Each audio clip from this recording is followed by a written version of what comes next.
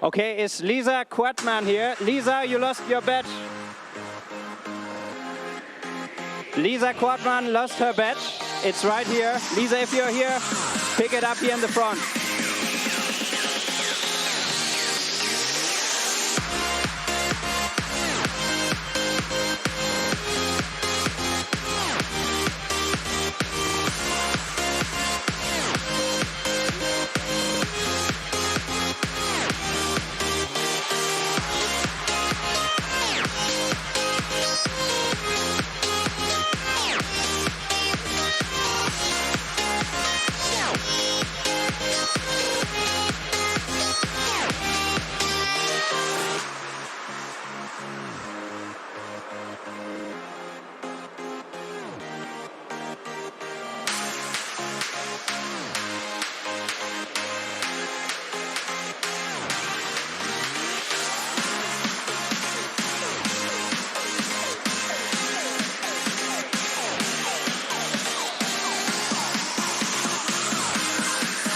Weil die waren jetzt nicht so hoch, also haben die hoch.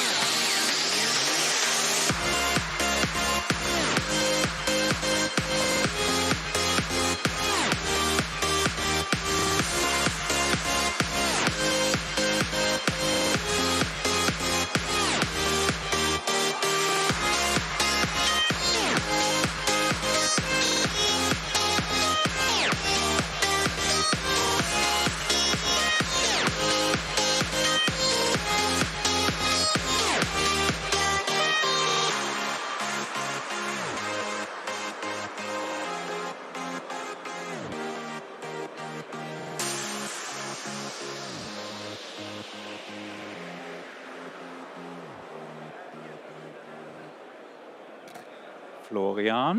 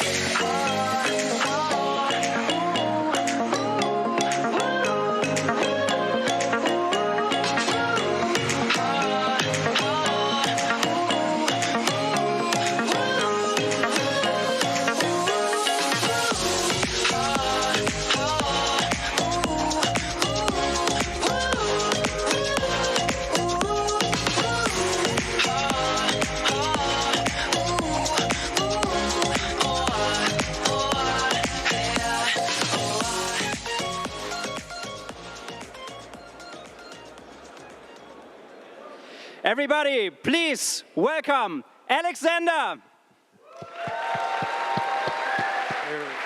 Thank you very much. Thanks, Florian. Thank you very much. So, please welcome, wow, again, another year here. So, welcome. Welcome to PyConDE and PyData 2025.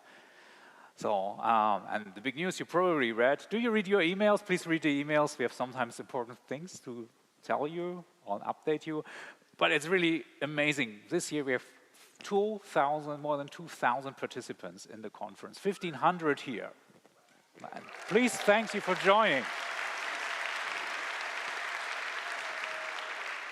And size doesn't really matter, but it's really awesome to see how many people really each and every year join the conference. And because we used to be with our friends with PyData Berlin. Hey, Theo. We used to be there for some years, and we, of course, said, okay, we move again to another city.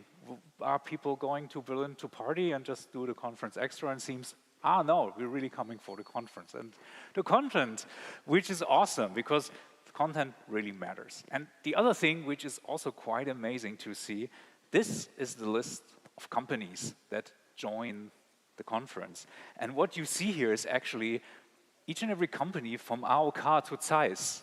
So Python, data, and open source has arrived everywhere. So even in the your local health insurance, in the local bank, in huge companies, in industry leaders like Zeiss and many, many others. And as you could guess, we are sold out again. So please, sorry if you couldn't get an on-site ticket. Of course, being on-site is always great.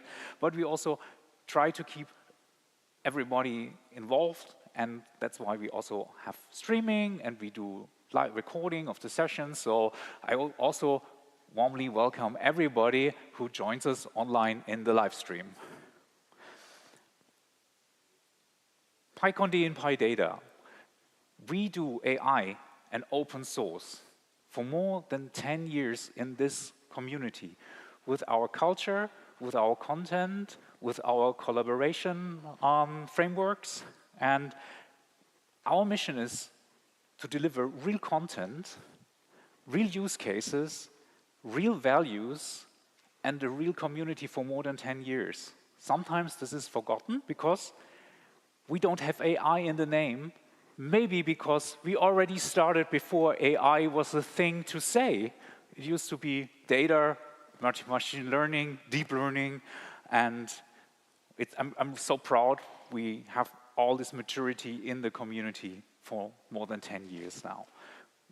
And as I just said, we have many also new people joining from maybe the first time, and let's find out. So please stand up if you are the first time around at the conference. Please stand up. Wow. Ooh. Wow, great. Awesome. So, please welcome, warmly welcome to the conference. And you probably have some ideas about conferences. You probably have visited other conferences, but let me show you and introduce you how this conference actually works, which culture we work in here in the Python community. Python community has its history for more than 20 years building this culture and just working together collaboratively. One thing is the Pac-Man rule. Who knows the Pac-Man rule?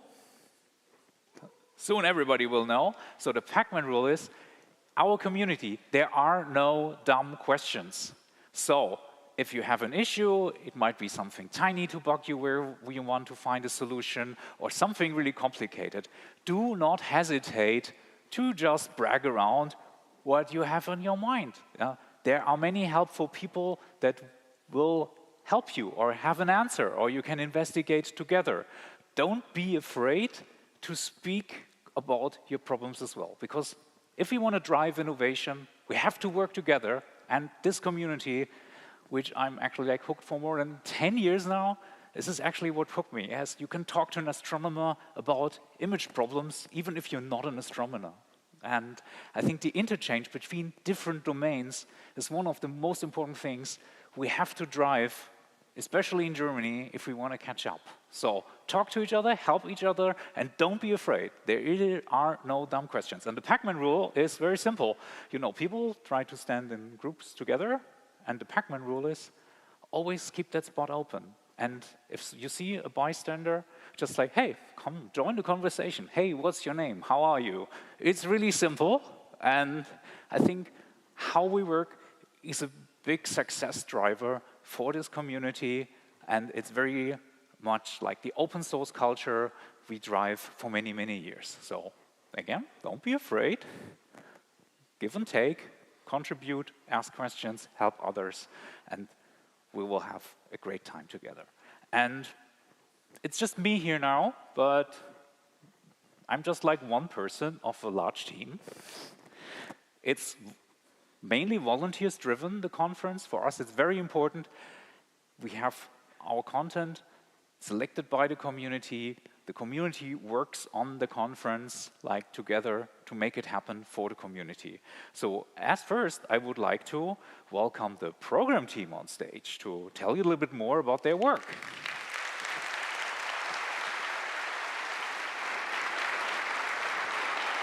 A very warm welcome from the program committee.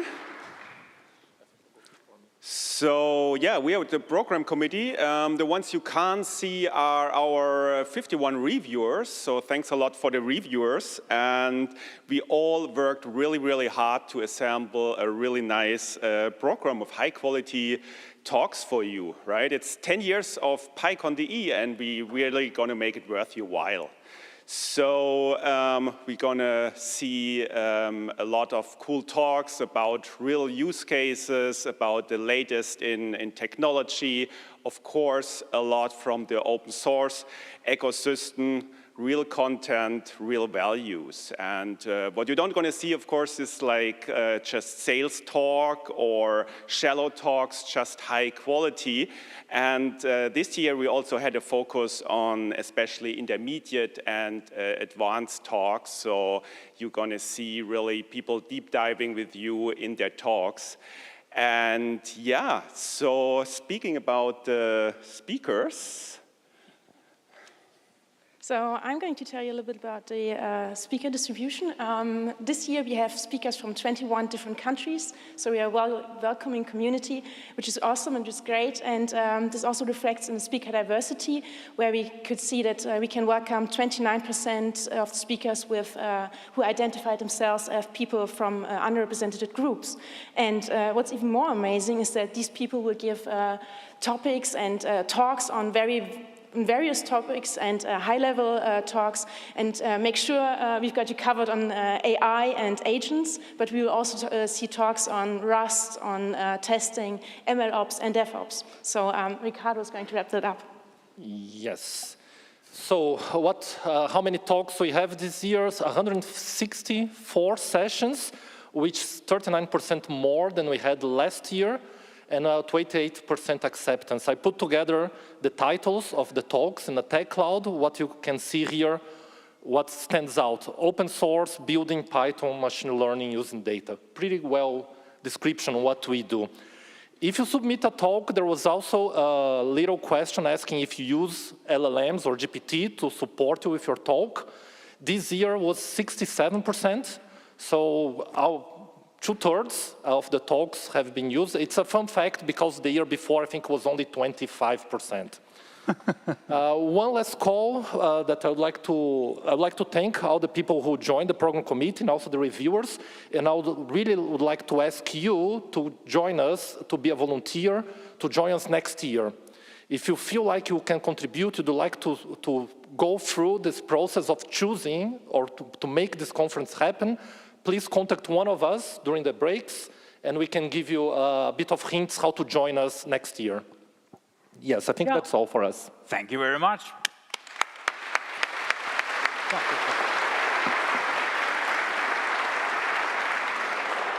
Yeah, I think the program team did an amazing job. Now we want to go to the back, please. Back. Sorry, we just rehearsed it half an hour ago, so we want to go to the back. You know, like we also run conferences like this a little agile, as you can see. Improvisation is a strength, as you can see.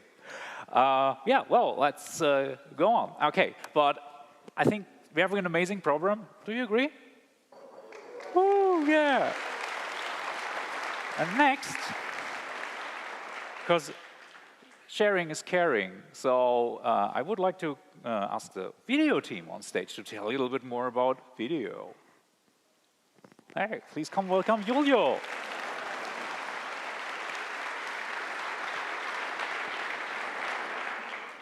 Good morning, everybody. I'm Julio from the video committee. Our role is to stream and record every talk in this conference and make it available online. So the streaming is available for everybody, remote or not. And later, we are going to cut and upload to YouTube. This year, we have this website, talks.pycon.de, and you can access with the same email you bought your ticket, and you're going to receive a code per email for login. If you have any problems with this code, just send me a message on Discord, and we can try to figure it out. And there you can filter the talks by room, by category, and you can search and watch later. So if you miss a talk, you can just access the website and watch later. So I'm alone here, but the team's bigger, and they are not at this stage because they are streaming right now. So we are live. And thanks, everybody. Thanks, everybody. Oh. Thanks. Also, thanks, Julio, for building the app, because this is a huge improvement to how we can work with people and you can enjoy the streams. So next up is sponsors. So I would like to welcome Irina, who is taking care of the sponsoring this year. Stage, welcome. Good morning, everyone. I'd like to start by recognizing the tremendous effort our sponsors have done. They created engaging booths and gone above and beyond to provide you with the best experience. So please take time to visit their booths and ask questions about the company. We would like to thank Merck, our keystone sponsor, for their exceptional support. Also, we would like to thank our gold sponsor, PyData Logfire. Big thanks to them. We have lots of platinum sponsors. You can see their booths out there. Please visit them. They have lots of different games. And our gold sponsors also would like to give a special thank you to those who support us for years. And of course, there will be lots of different fun games, raffles, quizzes. You can see them on the slides, so please participate in that and take your prizes. So let's give a big round of applause to our sponsors.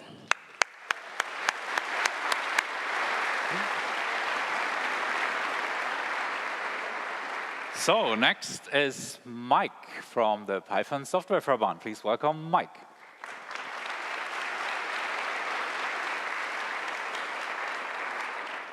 Good morning. I would like to introduce the Python Software Verband. You might know this is a foundation, a German foundation, which is a legal entity behind this conference. So it has a big part on the conference, essentially. And we serve the German-speaking and even beyond Python community. We have a grant program. So if you want to do a meetup, if you want to run a sprint or have other community events, we actually give you money that you can run this one. We also support other conferences. One of them is the EuroSciPy, which is this year in Poland.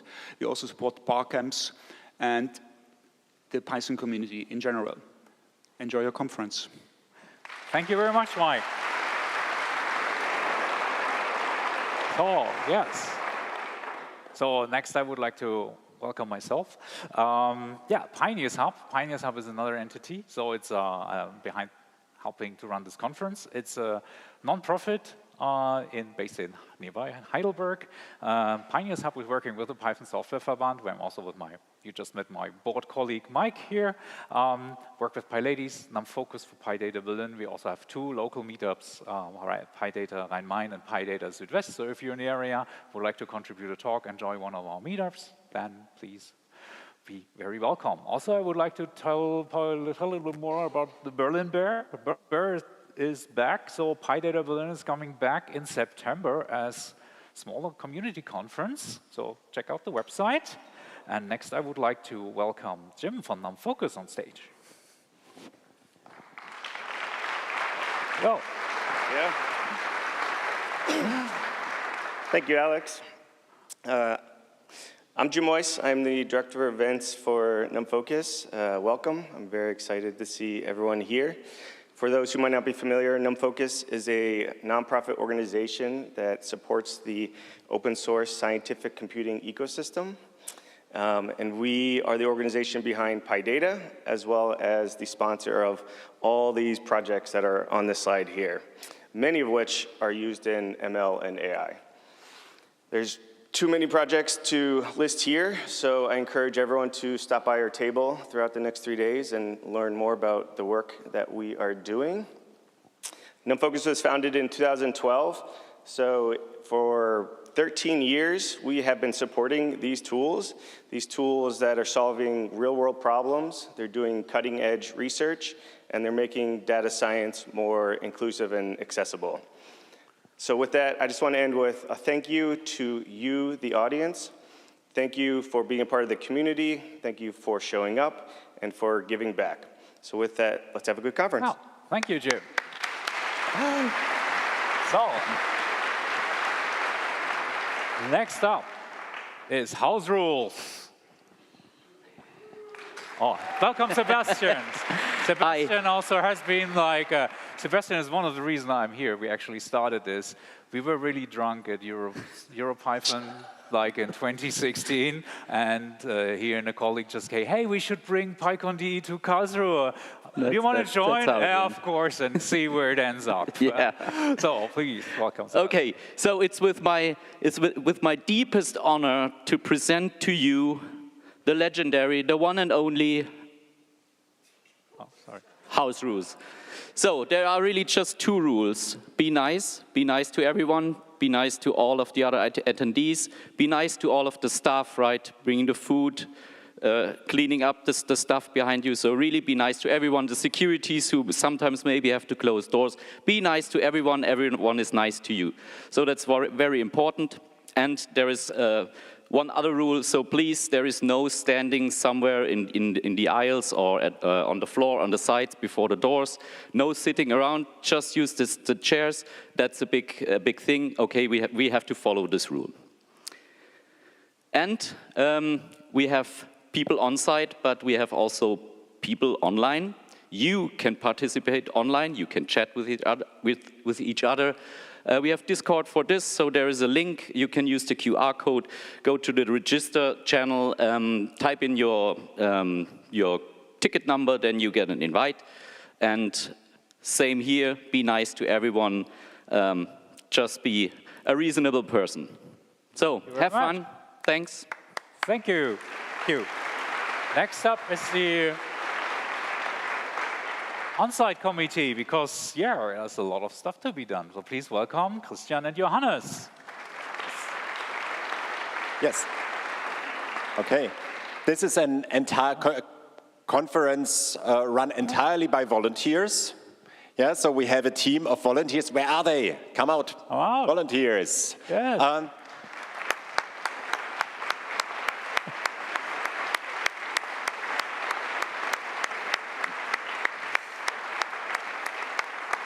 So we are a team of 30 people who started yesterday to set up registration, to check into the rooms, and who will be here throughout the conference to help you have a good experience. We sign you up for tutorials. We will hand out T-shirts starting from 11:15. Most of us are still downstairs registering people. And without you, the conference would not be possible. So I would like to ask you for another applause so that the people downstairs can hear it as well. Thank you.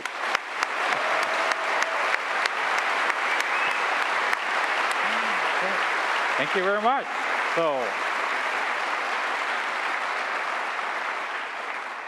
So we have some more logistics. We have lunch served on all 3 levels. In the atrium, on this level 1, and also upstairs in the 3rd floor, which is probably a little bit hidden over there. So, as said, we are completely sold out. We have a very full house.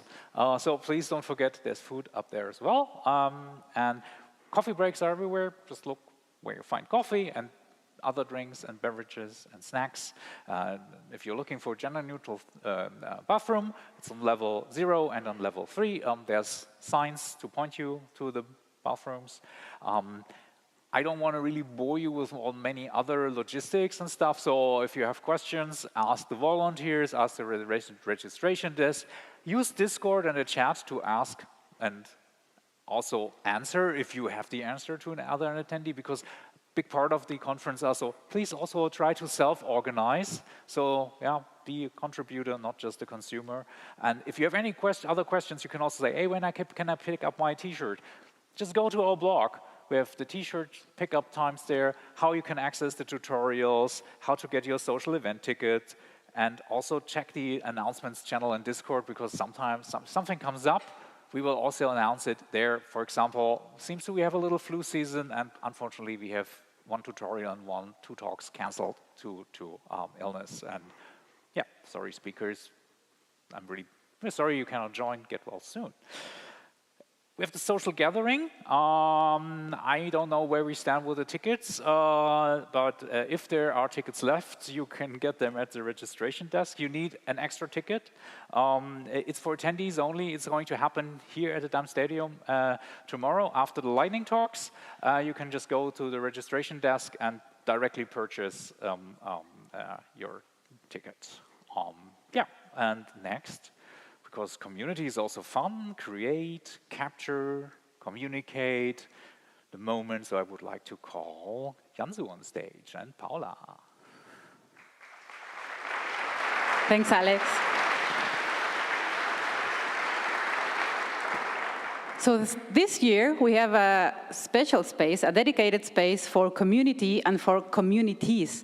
It's across the hall. You see this wonderful lounge place, very colorful. Come by, pass by, use the photo box. We have a photo box there. You can take your photos with you, and you can also directly get the link, use the link, upload them, make some noise in LinkedIn. Let's show the world that we're having a lot of fun here. Hi, we have a community map as well, so you can take a picture, or we can take a picture of you. You can write your name, the community you belong, and it doesn't matter if it's your first time here on the PyCon with your community, sorry. And it's all about connections, so you can leave your business card there, grab a thread, and then do the connection between you and others. So it's your chance to be a part of a bigger picture. Talking about pictures, let's make one.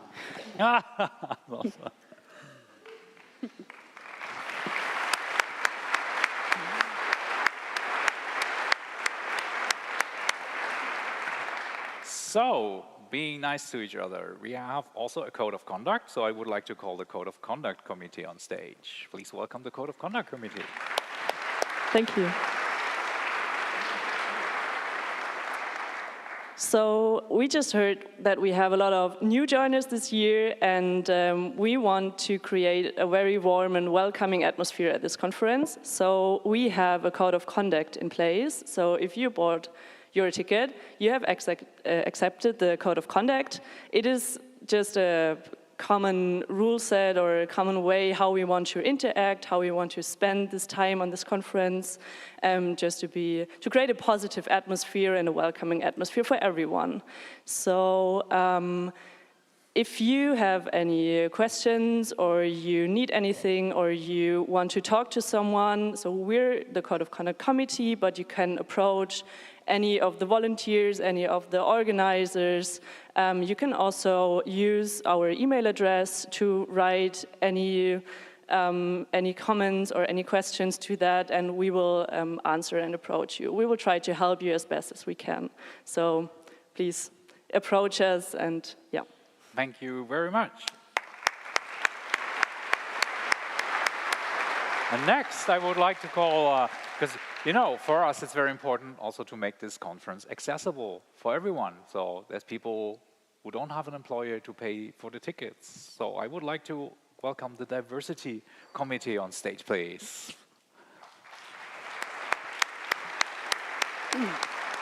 So, hello everyone. So we are the diversity team. It's me, Neeraj. It's Christina, Sebastian, Vasu, and Nidya. And we have been responsible for the diversity initiatives and the financial aid you see. And this year, with our commitment to accessibility and diversity to bring as many diverse people to the conference, we're proud to announce that we have been able to bring 14 people, like participants from 14 different nationalities globally. And we would love to thank all the sponsors, because of which we have been able to make this happen. And we'd also like to announce 2 new initiatives which we have. And yeah. Hi, everyone. So I would like to talk about new initiatives. The first one is remote tickets for students. Thanks for these initiatives, we were able to give free remote access more than for 400 students around the world. And we recognize that the budget barriers, financial barriers, sometimes can be a limit for students to access for these types of conference. And we are really proud that we can give this free access for the students. I think that we think that it's a good investment in the new generation, and it's give the possibility to create connection with great people and professionals. And the next initiative is Career Path Experience Stories. We invite you to participate tomorrow in the session where 12 participants will speak about their career path. It's a session dedicated for students and young professionals to be inspired about unusual career path and how to join Python community and Python developers. Thank you. Yeah, thanks to the team. It was really great working with you. Thank you. And the last thing, we would love to thank all the sponsors, BSF, Django, EPS Foundation for providing us with the financial support, and especially Python Software Verband behind this, our student initiatives for providing them free tickets. Thank you. Thank you. So, this is not our only initiative. We had an initiative yesterday already. So please welcome Lisa on stage from Django Girls. Thanks. So you might have heard of Django Girls. We started actually at this conference in 2014, so we've been around for a little while. We organize one-day workshops where we teach women with little to no experience how to build and deploy a Django application in one day. It's going pretty well. If you want to get involved, the things you can do is you or your company can sponsor a Django Girls workshop. You can organize one where you live. The instructions are on the website. And you can coach. It doesn't take a lot of experience to help someone with none. And you can also contribute to our open source tutorials. Or you can just spread the word, because one of the hardest things for us is getting the word out to people outside of this community to bring them in. Thank you. Thank you. Thank you so much for organizing the workshop yesterday. It's awesome. So next, hi ladies, I would like to welcome Teresa and Paloma. Hello. Yeah. Hi, everybody. Who here doesn't know what the PyLadies are? Who the PyLadies are? Anybody? Ever heard the first time? Okay, so there's a couple. Yeah. So PyLadies, international community, helping and supporting women and people from underrepresented groups in tech with getting started with Python or doing advanced Python coding. And there we also have a lot of meetups. We have in Germany 4 chapters, Hamburg, Berlin, Südwest, and Munich. And today, at this conference, we have an open space. You see there the poster, and we invite there anybody who wants to have a chat with PyLadies or is a PyLadies and want to connect with other PyLadies. And we will have tomorrow a lunch between 12:10 and 1:30, so 1 hour lunch break. Do get a wristband if you want to attend the lunch. Anybody can attend the lunch. You don't have to identify as a lady, but it's ideally ladies and allies. So if you don't like the PyLadies, don't attend the lunch, right? So kind of like that. And we will also have tomorrow a panel at 4:15 with amazing guests, and it's going to be about AI skills and careers. Do we still need careers if we have AI skills? I don't know. No? Anyways, I don't know. Anyways. It was, I wish you all a wonderful conference. And yeah. Next. Thank you, Teresa, Paloma. Thank you very much. And so who ever thought about, do you ever thought about hacking a large language model? Here are the people to talk to. Thank you. So, here's Ines, I'm Catherine, or KJAM. We're hosting the 2nd ever Feminist AI LAN party. Now, who here is old enough to have ever attended a LAN party before? Whoa. Yeah. So we're bringing the 90s back officially to the 3rd floor. It's the only 90s. And you're going to be able to hack LLMs for feminism. You're going to be able to do data development for feminism. And you might think feminism is just for women.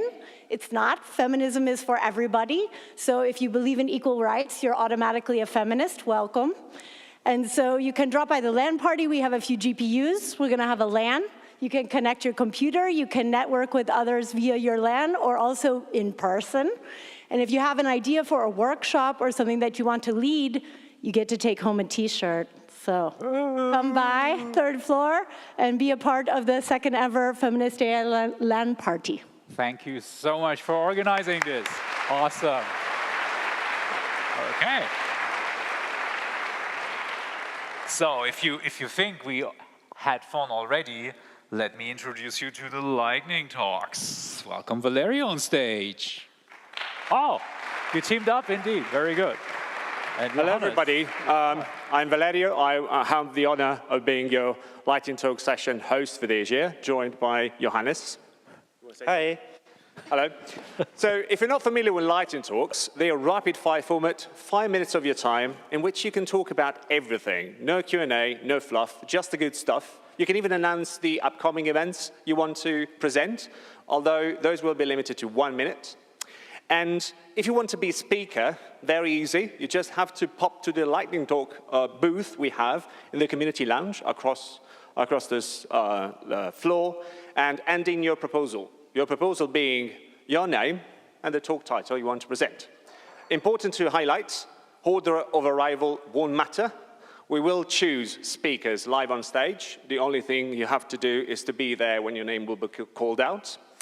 And just to make the session even more fun this year, what we did decide to do, next slide, please. Oh, yes, I'm sorry. Here you go. Oh, yeah, thank you very much. We will add some playful chaos to the session, meaning we will play together games with both speakers and people in the audience. Let me introduce you the Lightning Talk bingo cards. Everybody in the room, when they join the session, they will receive a bingo card and a super fancy PyConDE original bingo pen. That's super fancy, I promise you. I don't have one mine, but here. And for speakers, all you have to do is to go to the QR code, or just like on the Lightning Talk page on the website, and choose at least one of the entries you will find. There will be around 150 entries, and we generated 1,500 different, enough randomly different bingo cards for all of you here to play with. And there will be prizes for both speakers and people in the audience. So please join me in one of the most unique sessions of the conference. Yeah, the first one is happening today. Today and tomorrow are the very last sessions of the day. Yeah, thank you very much. That will be awesome. So, you see, we have so many initiatives, apart from all the amazing talks, all the amazing content, all the real content, all the open source stuff we talk about and community things we make happen.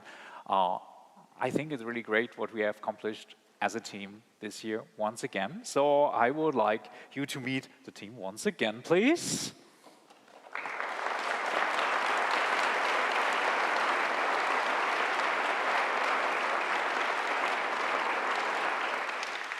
And we're totally going to use this for a group photo. So please beware with us. So, everybody, come on, volunteers. Like, yeah, we have to order by size. Everybody, it's visible. So, okay, some more people joining. Okay, let's wait. Let's everybody join. Yes, and thank you all so much for making this happen as a team together.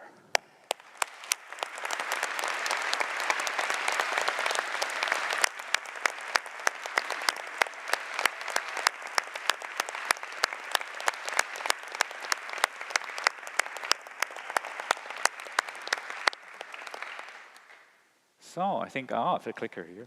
So join the conference.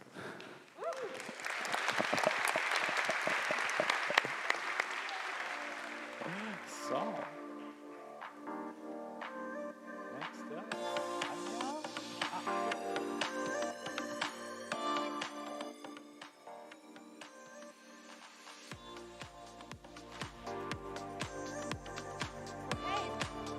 that work?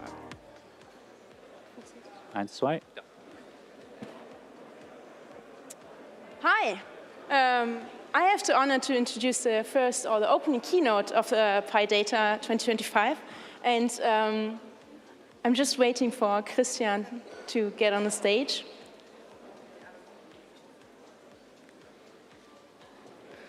So I have to admit, I actually met Christian 15 years ago at Fraunhofer, where he funded a research group on statistical relational learning. And in the meantime, he has done so many things that, admittedly, I have to read some of them up.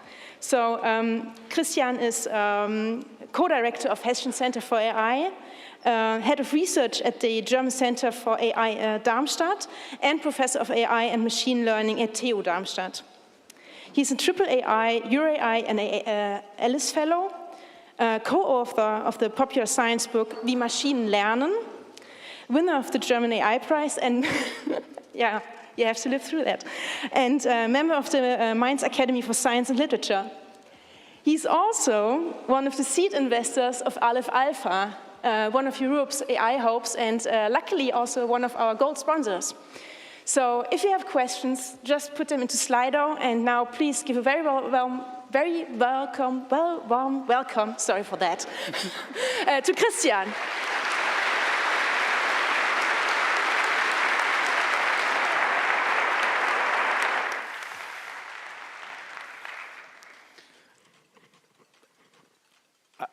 I'm fucking nervous, sorry for that.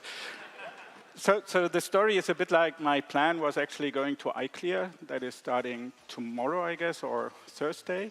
But I think I made the better decision being here. So thank you for the introduction and thank you for the invitation. Still, I'm very, very nervous. But then I learned, calm down. You can have stupid questions. There are no stupid questions. So I have one of these questions for my talk, and I try to give you an answer there. Does size really matter in AI? In general, I think we all know the answer, but for AI, I would love to tell you, let's see what the answer is. So put it a bit more into maybe something like academic terms, and last year, in Germany, we had the PyConDE year, but it has nothing to do with that. Maybe in, I don't know, 100 years we will reach that goal.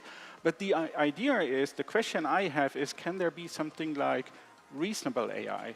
And I will try to define and motivate, and hopefully by that also encourage you to keep going with your exciting work and to jump on the train to help moving to the next level of AI. Now, to be honest, I know many people were talking here already about AI, but I would love to define AI. I'm not giving you the original definition of John McCarthy, but I would love to remind everyone that AI is not just data. I'm sorry, yeah, PyData, I know, but AI is not just data. AI is also not just model. AI is also the person, the developer, and AI is, in general, algorithms, right? And algorithms for any kind of intelligent, smart behavior you can imagine. So it's not just learning, right? Deep learning is pushing a lot AI currently, but you also see how excited people got with a bit of reasoning in there. So think of it if you can ask an LLM to bake you a pizza. Whoa, that would be amazing, right? That these systems can not only think, not only learn, but maybe also act. And people have started working on it. So what we have done with AI is, for example, composing music. And I hope this works. Can you hear, or should I move closer?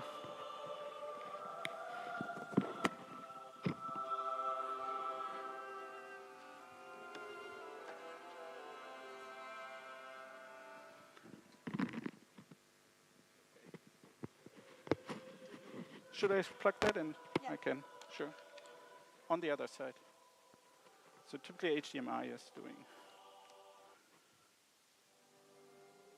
See. It works.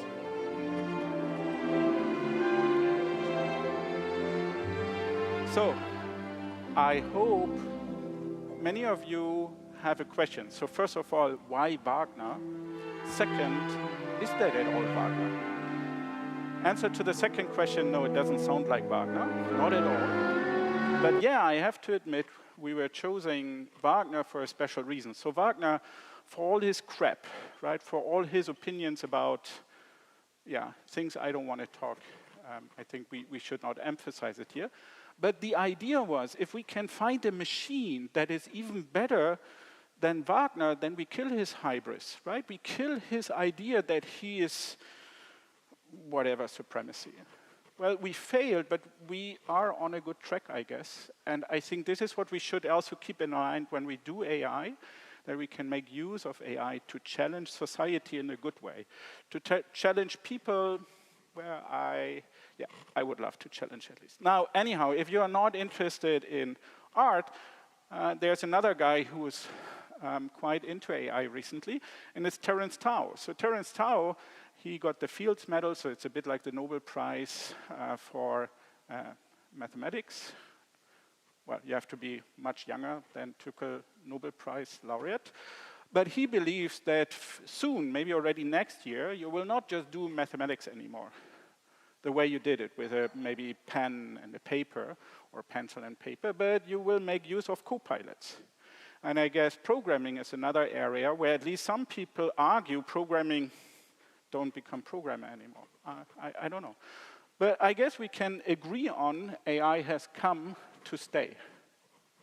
Right? If in a single year 2 Nobel Prizes go for AI or to AI or kind of AI, that should tell you something and us something. So in my opinion, yes, used responsibly, AI can help us with many, many challenges we are facing. And not only climate change, in particular demographic change.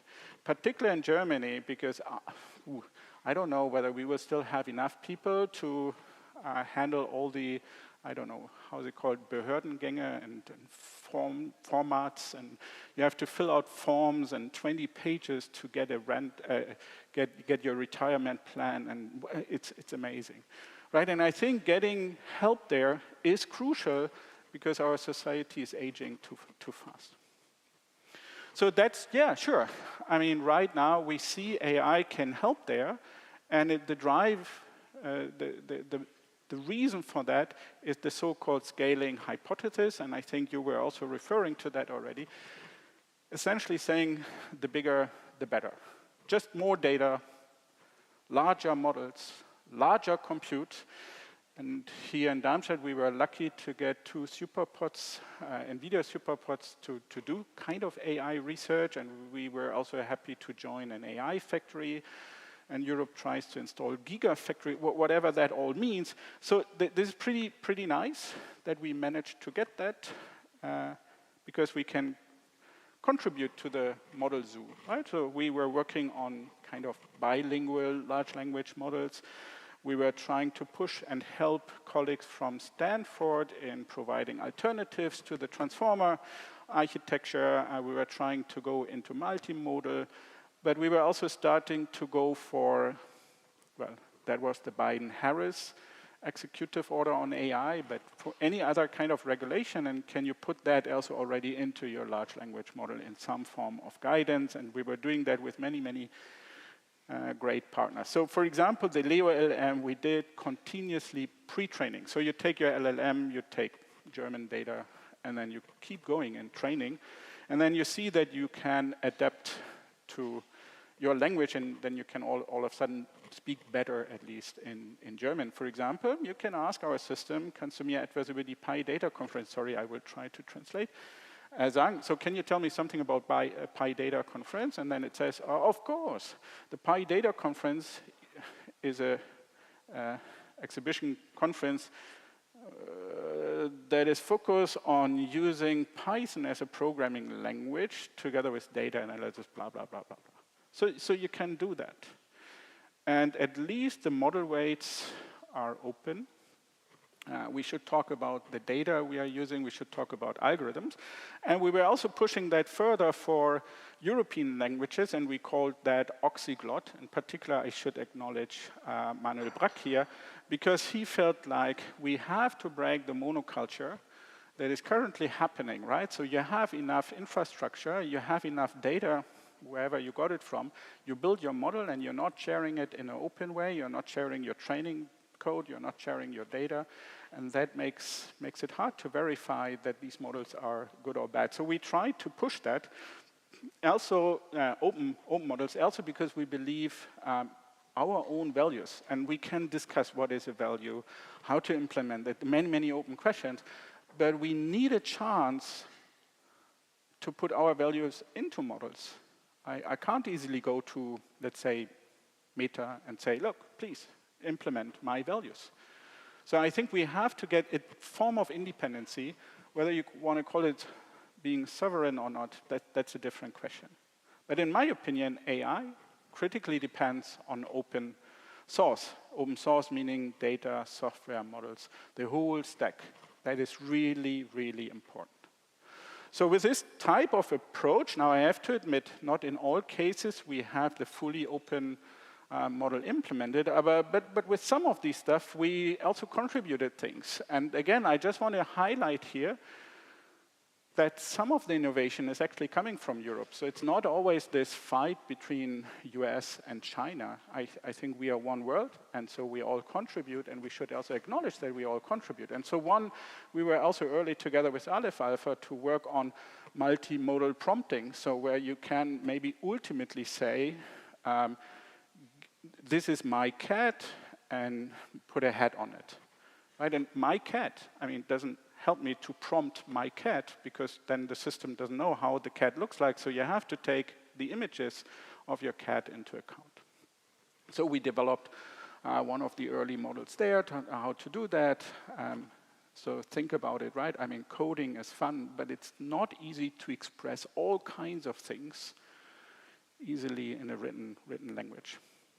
And of course, we want to check and we want to see what our models are doing. So we also developed one of the first, I would say the first explainable AI method for large-scale models. So here the idea, the crucial part was, if you take any of the standard like relevance propagation method, then you double the memory required. Now, if you have already a large model and you're not having enough infrastructure, if you can cut half again the memory, so if you're not spend much extra memory, that would be fun. And so we were showing how you can simulate relevance propagation by essentially an empirical estimate, so by instantiating several runs, so you trade off memory and runtime. So you can really contribute. So if we get enough infrastructure, and I guess even computations are getting cheaper, models are getting smaller, we can really contribute to AI. And the important part is, it's not just about artificial machines. It's not just about making money. It's about us. It's about understanding if we do something wrong. And so here, for example, you read some statements of the former editor-in-chief of Wired magazine, and he's arguing, man, our human behavior is so tricky, there cannot be a model of it. Now, be careful, what he means with a model is more like a cognitive science psychology model, an easy to understand, interpretable model. It's so complicated, we should not go for that model. We should go for data. We should let the data speak, and by that simulate human behavior. I don't know, let's see. But definitely, big message is, you can always replace AI model by human model, and you see why it's so exciting to understand these algorithms, because they can also help to understand our behavior. And now imagine, we are close to Frankfurt, one of the financial hubs in Europe. Imagine that we can understand financial decisions much better.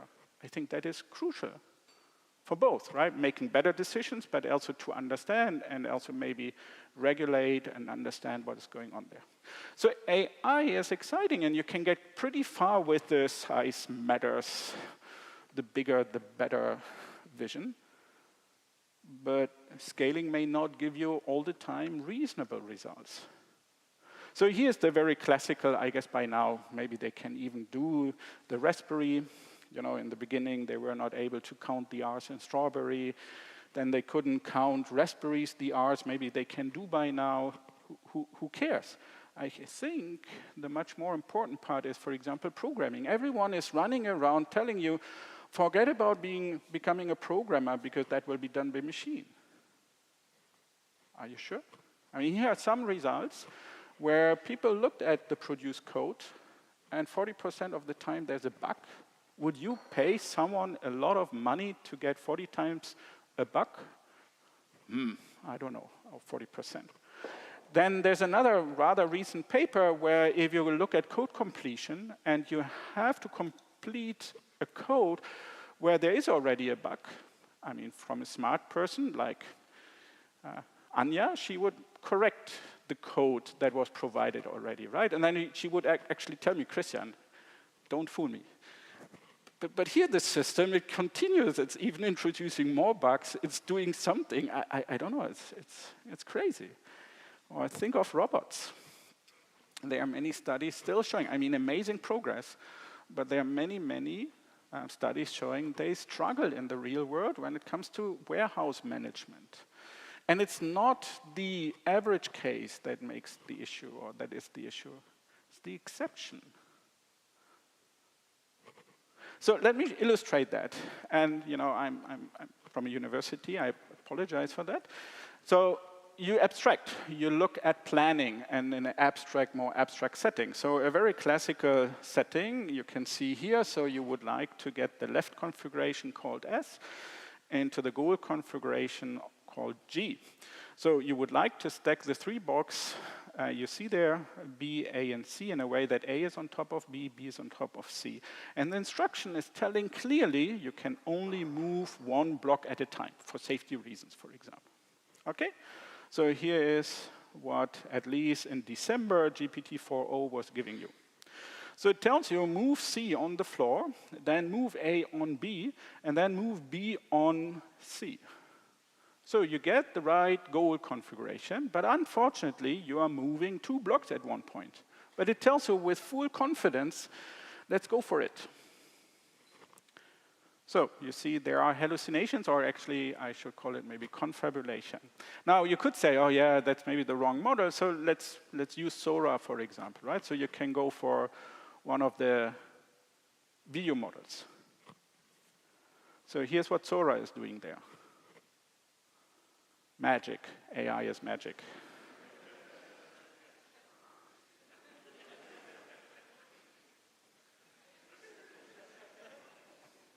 At least the goal configuration is kind of correct. We were not talking much about colors, but anyhow, it's amazing. You just paint it in a way you need it. So now let's go back to the human behavior, right? So many people say there is a GPT moment of human behavior.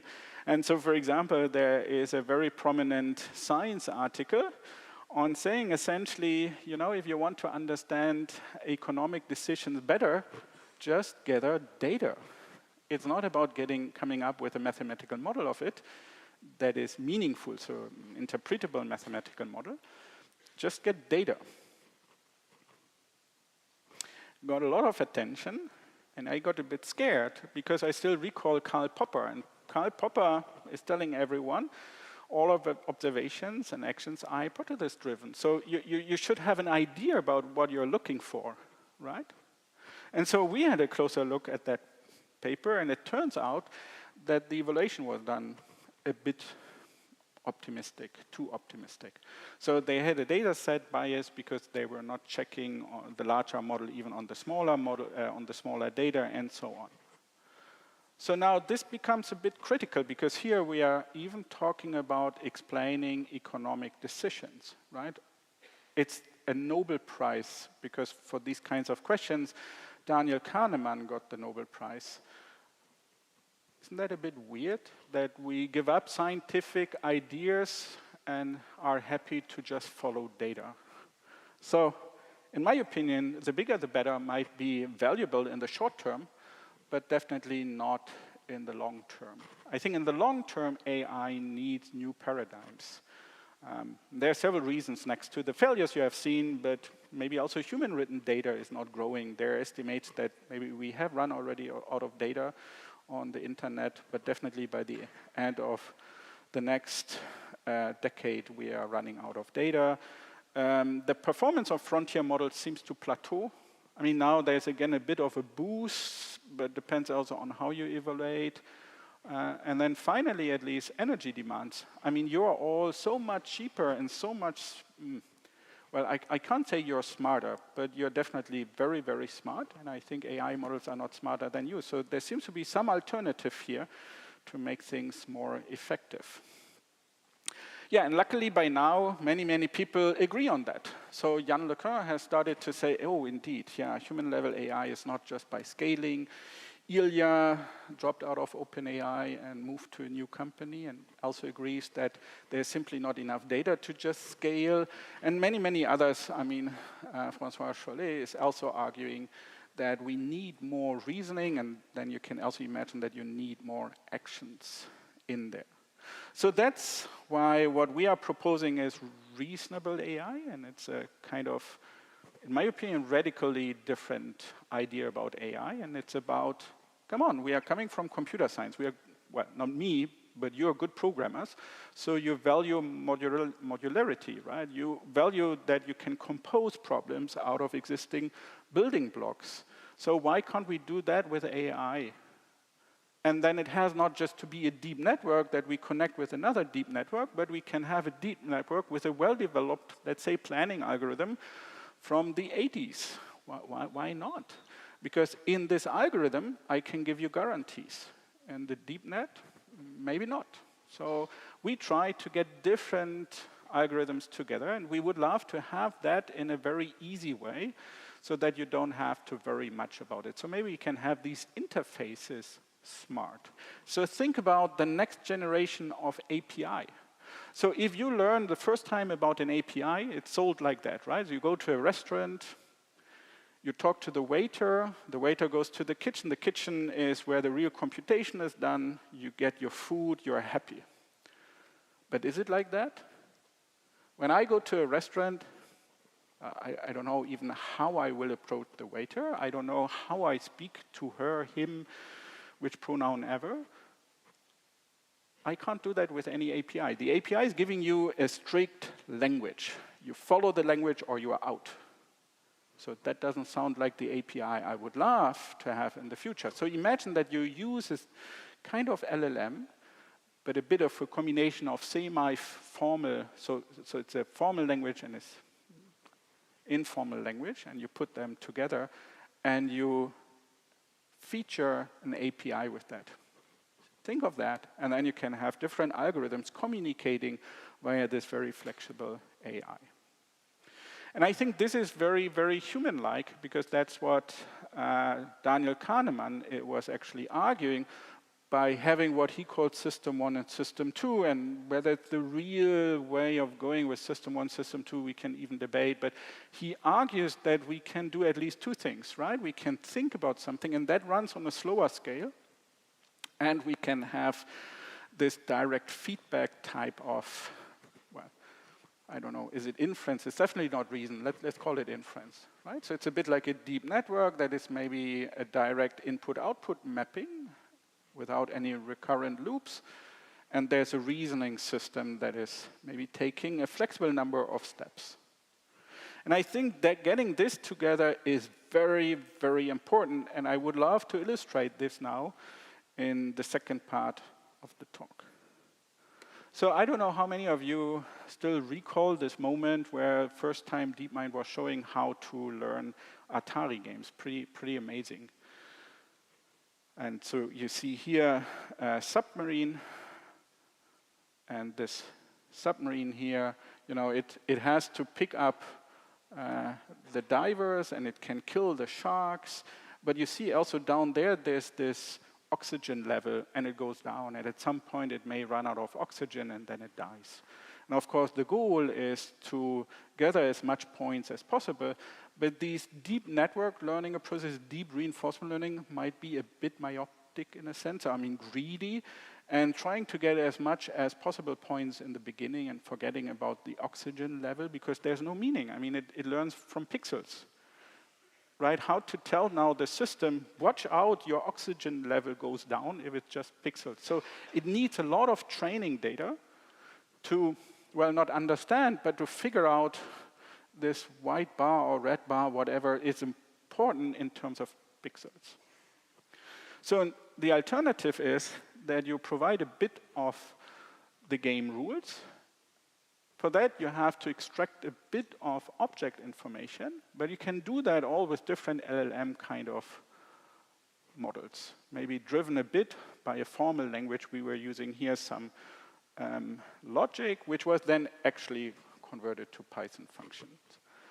So here, the LLM is first extracting, or well, we are using actually some other tool to first extract objects, and then the objects can be used to refer to go up, go down, can refer to the oxygen level, and we can provide a kind of constitution saying, try to not run out of oxygen. But we are not telling how to do that, right? We are just providing what is in the manual of the game, and then all of a sudden, it works better. It stays longer in the game because it doesn't forget about oxygen. Here's another example where a bit of instruction, a bit of reasoning really, really helps. So here's Meta's SAM, so it's a segmentation model, and you have the image, and you can ask an object that is on the boat and that is holding an umbrella. And this is what essentially SAM is giving you in versions of SAM. Because the boat is so prominent, so dominating, it gives you back the boat. And it's a bit frustrating. Now, if you put a bit of logic in there, so you extract information, you use SAM, but then you try to verify, does it make sense? Does it really give an answer to the prompt? You can get a system where you get really the people on the boat that are holding an umbrella. So be careful, even some of the people, like here, and here, and here, that are not holding the umbrella, are not segmented. And so we do that again with a very similar pipeline, where we extract first a written, a logical description. It's a scene graph. You can say it's a knowledge graph, a visual knowledge graph from the image, and then we do reasoning, and the whole system is end-to-end differentiable, right? So it's still what you know as a deep neural network, but it provides you a bit of additional knowledge because it can reason about logical rules. And so that is why we were, in general, interested in working much more on new programming languages for AI, because if you really want to combine different algorithms, well, what do you need? Is a language. And maybe there's help from your community. I'm not saying that we are any close to get anything like Python, but maybe we should have Python written with an AI. I don't know. But here, for example, we were providing a neurosymbolic transpiler. So you're programming in some domain-specific language, and then you compile to your favorite differentiable language. One of them could be, for example, Enzyme. I don't know whether you know Enzyme, but it's a fully differentiable language developed at MIT. You could compile to that. You may compile to Jack's code. That's what we did here. And so there are many, many things you can do. Likewise, because in AI, there's not just one language.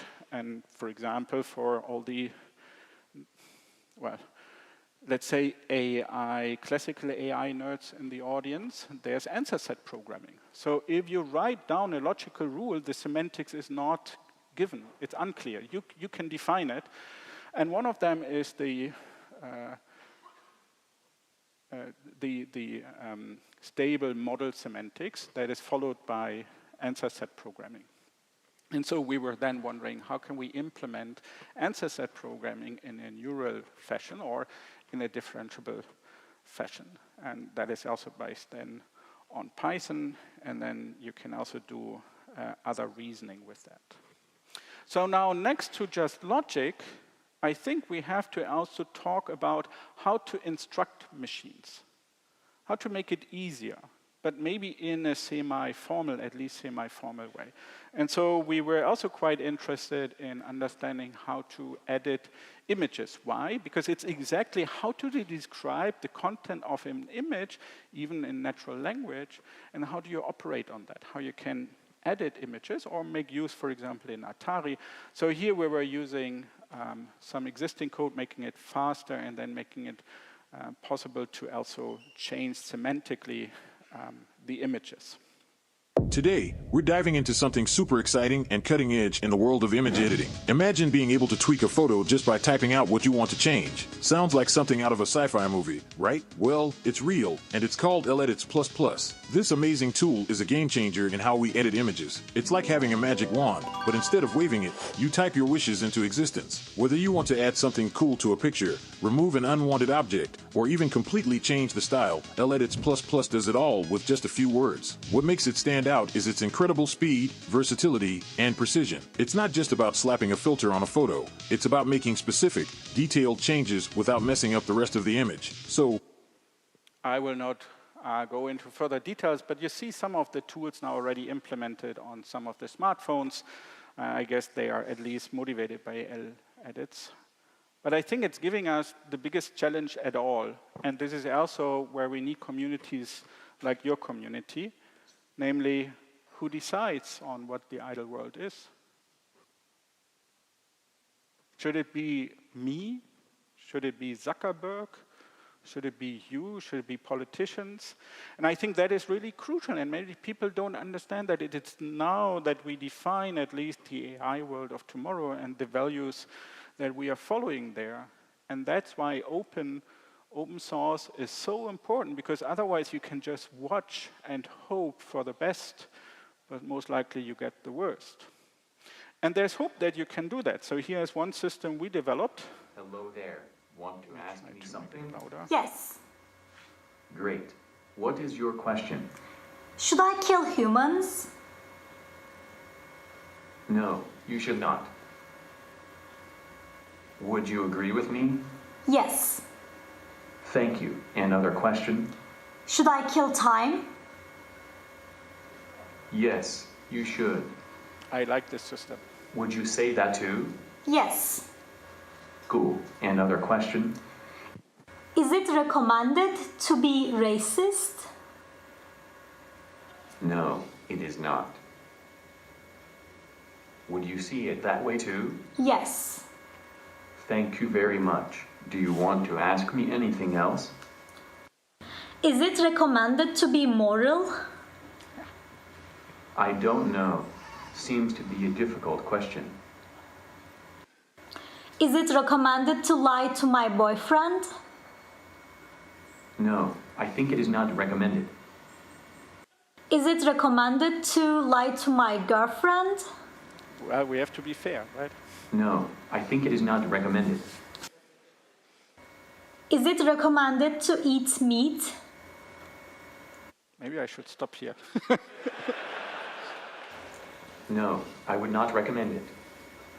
Well, there are different opinions. It's not a truth machine. There cannot be anything like a truth machine. But the main point we wanted to make here is to tell everyone it's not just stereotypes, the negative stereotypes that is reflected in the data. It's also our what is called deontological knowledge, what is good to do, what is bad to do, right?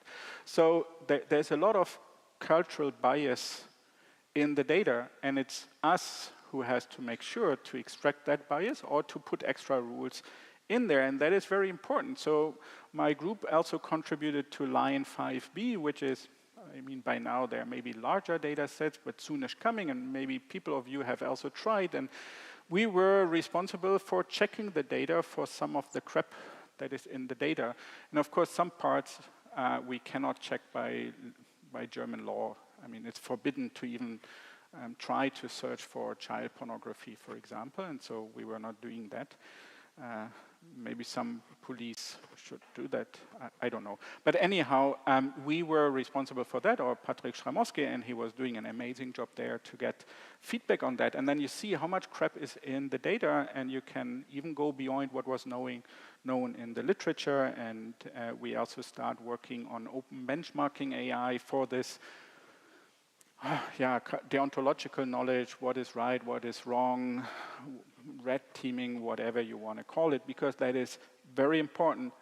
Remember LEdits++, these systems often have no guardrails, so you can produce at home whatever you want to produce. And sorry, I mean, I'm happy to say a system should be aware of its capabilities and should maybe be able to produce, but it should not produce some parts in front of a 5-year-old. So, sorry, I mean, by law. And so we can't say, oh, this is AI, so it should not comply to AI, to law, right? That doesn't make sense. So we were trying to work now on that using a very similar technique. So for example, if you go for Padma Amidala taking a bath, artwork, Sage for work, no nudity, this negation, it never gets right. Never, ever. So with our system, you can now always try in your diffusion process, you can try to see is the area in the embedding space okay-ish or not. And if it's not okay, you push for the direction going into okay-ish. And then all of a sudden, you get almost the same image, but at least not nude, right? And I think that is just the starting. We have to work much more on that. But going back, who decides the rule? Tricky.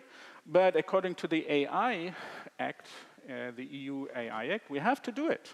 You need a data audit if you work on large models, if you train them. You cannot simply say, I use whatever data I have, haha, I get a smart system. You have to prove, to indicate what you're using. So what about this type of data that Elon Musk was so happy that it was produced? So I'm sorry, I mean, do we really want to have system being trained on it? Maybe. Do we want to have system producing it? Maybe in certain spaces, but definitely not everywhere. So maybe a bit like in Linux, Unix, everywhere you need read and write. Right? Not everyone should be able to do everything everywhere. So that's what we were working on. So with our latest system, you can provide the rules, what is safe, what is unsafe. You can describe it. And then you can ask the system, and you can get the classification and the justification as well in written form. And of course, you can imagine now that you have a system that is even saying, sorry, I'm not producing that image for that reason, because it might be illegal according to something. So with that, let me conclude. And I think the message is clear, and the message was said today already. I think we need much more public AI research. I'm not sure whether open is the right word. Maybe we should think about it, because open, you know, people define it as open weight, open source, open whatever. But we should say we need ways to look into the model, into the data, into the learning algorithms. And I hope we have contributed a bit to that. Now, I'm a bit scared showing the next slide, but I think just open is not always okay. Maybe we need also here and there a bit of private models, but in cooperation with the open models, right? So it's not meaning, hey, you can do whatever you like. But maybe you need a bit like copyright, a way to monetize, maybe. So maybe there is a benefit, at least for us, there's a benefit that they are paying PhD positions, and I also believe that Aleph Alpha, we need companies like Aleph Alpha so that Europe has a chance, maybe also like Mistral. So my overall takeaway message is open source is not optional. It's foundational to AI. There's simply no other way of going for that. So in that sense, thanks for the last 10 years, but I'm very much looking forward to the next 10 years and maybe even 100 years. Thanks again.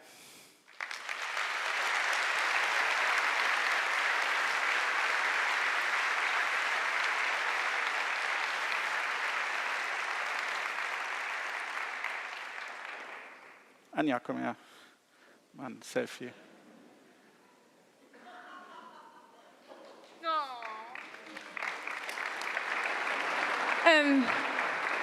Does the thing work? Yeah, it does. So thanks, Christian. That was really, really cool. Thanks for doing this. There are a couple of questions on Slido, and I would like to start with Alexander, who asks, how can we get better into bringing research into application? By changing a bit the academic culture, at least in Germany. So telling people that you should not earn much money because that is cool doesn't work. And we should maybe not talk about payment, but that's one part. The other part is we need ecosystems where at least startups and labs are university labs are very close to each other so that you don't see the borders anymore. We should not think about, oh my goodness, I have a startup and the startup is now working in an office of a university, so therefore it has to pay a rent. And yeah, sure, but let's not all the time ask first that. Maybe if you first ask, what is the exciting thing you're working on here? So the culture should be different, and they should follow a bit more the people here and the culture here than the academic culture. Thank you. Then somebody asks, what's next after transformer-based models? Well, definitely neuro-symbolic models. In my opinion, it is a combination. So we have ideas about this smart APIs. So I think that's what we should work on. We should less work on models. I mean, that will happen anyhow, but we should work on smart APIs interfaces that can handle any kind of AI model getting together. And it's what the CEO of Google is anyhow admitting already. AI is eating the software stack. So let's think this software stack new via AI. Do we have time for more questions?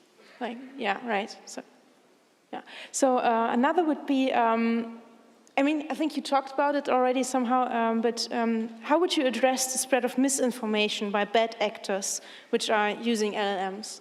Probably difficult. Yeah, it's a tricky question. So I don't think that a company should be in the position of telling what is right and what is wrong. That feels bad to me. But I think government, maybe instructed by the public, can have several agencies that can help and explain. And I think you can automate to a large extent. And so I would do it a bit like Oren Etzioni.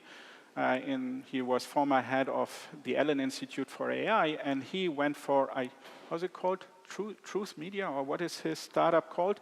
Where he tries to address that using AI. So that's the first part. And the second part is that we have to think about how to get the legal environment right for all these questions. But there you shouldn't ask me. I'm a computer scientist. I simply don't know. Okay. So then somebody would like to know, it's George, can you elaborate on the AI depends on open source statement, and especially how would one balance the with this extreme competitiveness that we have today? Yeah, so one of the many reasons is why we need it is who decides on what is the right answer and not, and how to even correct. So that's why the models, we need open models to understand if something goes wrong, what went wrong, how can we correct it. A closed model, why should they do it? And that's what you can see already, that they start telling you, no, this is also tricky, only we can do something, you have to trust us, right? That's what they are currently doing a lot, because they have huge investments. Now, how to do it practically, I think we have to go in parallel. So we need open models, and you may also go for a closed model that is submitted then to an agency where you can test. That's what at least EU is trying by so-called real lab or real labs. I don't know. It's a bit weird word. So I think that is one way that you can try to test as much as possible, but we should accept AI is not the science of being perfect. AI is the science of being imperfect. So we have to accept something goes wrong. You can't say, oh, we want to be smart, relying on data only, and giving 100% guarantees. So I think, again, we have to change our culture, but we have to go with testing. And we try to push for that also with the new government in Germany, but it's tough because they are a different generation. Perfect. Thank you so much. I think that's a good closing point. So let's stand.